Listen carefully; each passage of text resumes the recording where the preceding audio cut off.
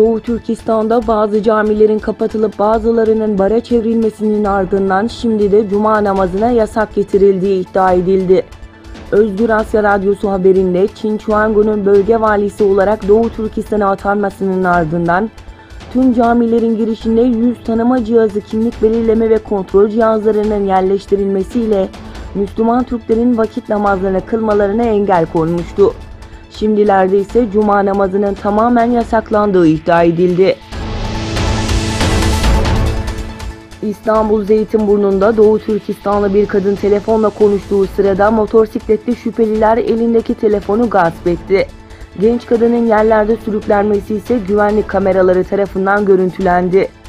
Polis ekiplerinin 5 Kasım'da düzenlediği operasyonda 2 şüphelinin yakalanarak gözaltına alındığı, daha sonra mahkeme tarafından tutuklandığı belirtildi.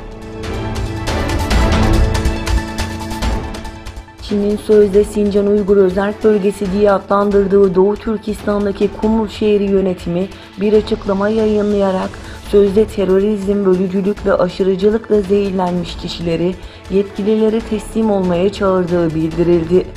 Kumul şehrinin resmi sosyal medya hesabından yapılan çağrıda 30 gün içinde teslim olup suçlarını itiraf edenlerin ceza almama ihtimallerinin olduğu duyuruldu. Avrupa Ekonomik ve Mali Politika Araştırma Ağı tarafından yapılan araştırmaya göre ABD, Çin'den yapılan milyarlarca dolarlık ithalata uyguladığı ek tarifelerden toplamda 18,4 milyar dolarlık kazanç sağlıyor.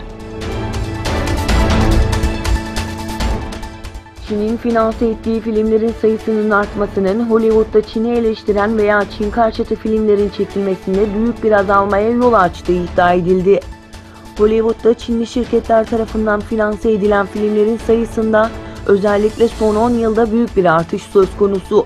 Bu artışın ise Çinli askerlerin Tibetlilere zulmettiği gibi iddialara yer veren Tibet'te 7 yıl gibi filmlerin çekilmesine engel olduğu belirtildi.